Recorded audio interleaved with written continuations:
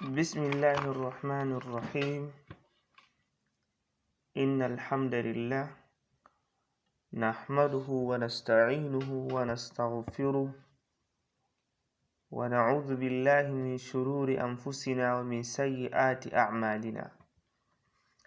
من يهده الله فلا مضل له ومن يضلل فلا هادي له، وأشهد أن لا إله إلا الله وحده لا شريك له، وأشهد أن نبينا محمدا عبده ورسوله. أما بعد، فالسلام عليكم ورحمة الله.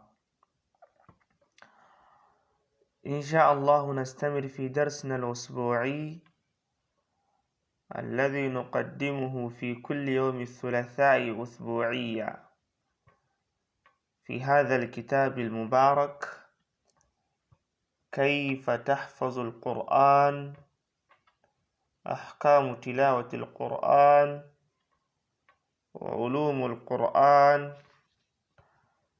مواقف لأهل القرآن،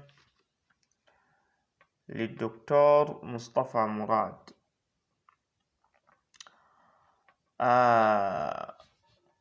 وهذا هو الدرس 30. إن شاء الله سوف نقوم اليوم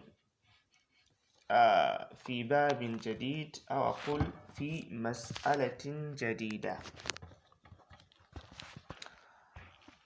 انتهينا مما الذي سبق، الآداب الخارجية لقارئ القرآن. انتهينا من هذا الموضوع. إن شاء الله اليوم سوف نقوم هنا عن الآداب القلبية الداخلية أثناء قراءة القرآن. الآداب القلبية أثناء قراءة القرآن. قال المؤلف: عليه أن يتلوه بتدبر وتفهم. عليه من أي صاحب القرآن الذي يقرأ القرآن آناء الليل. الضمير هنا يعود إلى قارئ القرآن. عليه أن يتلوه، عليه أن يتلوه أي صاحب القرآن الذي يقرأ القرآن أن يتلوه. يتلو ماذا؟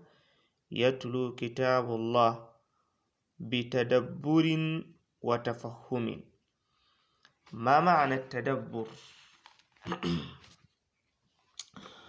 معنى التدبر هو تفهيم المعاني وألفاظه والتفكر فيما دل عليه آياته. التدبر هو تفهيم المعاني، أي تفهم معنى ما الذي تقرأ، والتفكر فيما دل عليه آياته، وأنت تتفكر فيما يدل عليه الآيات. وتفهم، عليه أن يتلوه بتدبر وتفهم. التفهم هنا سوف نعطيكم المثال إن شاء الله كي ليستفيد الجميع.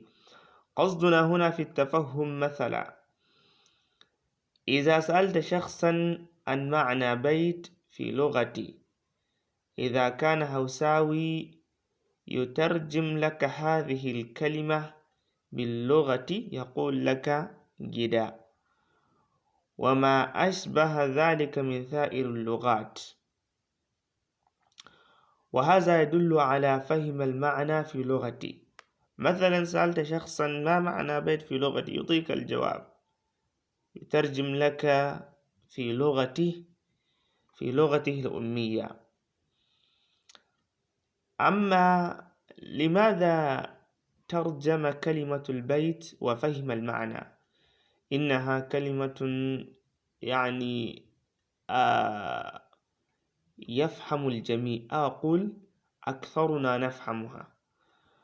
أما مثلا إذا قلت له ما هو الفلق، أي معنى سورة الفلق؟ عندنا سورة الإخلاص، سورة الناس، سورة الفلق. ما أنا سألته عن كلمة ما معنى الفلق، سألته ما معنى فلق، معناه في لغتي يترجم لك معنى الفلق. قليلا من الناس يعطيك الأجوبة عن معنى الفلق، لكن لماذا أنه استطاع فهم معنى البيت وأنت أيضا سألته عن معنى الفلق فقط؟ قليلا من الناس يعطيك الأجوبة عن معنى الفلق، لكن هنا فهمت يقرأ لكن لا يفهم المعنى. وهذا مثال فقط، أضب مثالا آخر في ذهنك وبالمثال يتضح المقال. لكن عليه أن يتلو القرآن بتدبر وتفهم، يتلو القرآن بتدبر وتفهم.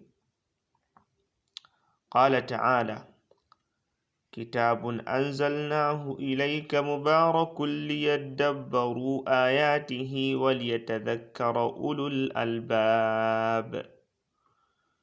كتاب أنزلناه إليك مبارك ليدبروا آياته وليتذكر أولو الألباب. سورة الصاد. سورة الصاد هي السورة 38 من المصحف، ترتيبها في المصحف هي السورة 38، وهذه الآية 29. لكن هنا قصد القرآن، نزول القرآن هو يعني تدبر. معنى التدبر هو تفهيم المعاني وألفاظه والتفكر فيما دل عليه الآيات كذا، وتفهم كما أعطيتكم المثال بعد قليل. تدبر حتى أتيت بمثالين، مثال البيت والفلق. لكن هنا خلاصتنا في هذا الباب الآداب القلبية أي الداخلية أثناء القراءة. الشيء الأول هو ماذا؟ هو عليه أن يتلوه بتدبر وتفهم. قال تعالى: كتاب أنزلناه إلى آخر الآية. قال المؤلف دكتور مصطفى مراد: فإن التدبر هو المقصود من القراءة، أي التدبر هو المقصود لقراءة القرآن. وهذا ماذا؟ وهذا يعني علينا أن نقوم كي لنفهم كتاب الله وما أشبه ذلك من سائر العلوم الذي اشتمل علم القرآن. إن شاء الله نكتفي بهذا القدر. سبحانك اللهم وبحمدك، نشهد أن لا إله إلا أنت، نستغفرك ونتوب إليك. الحمد لله.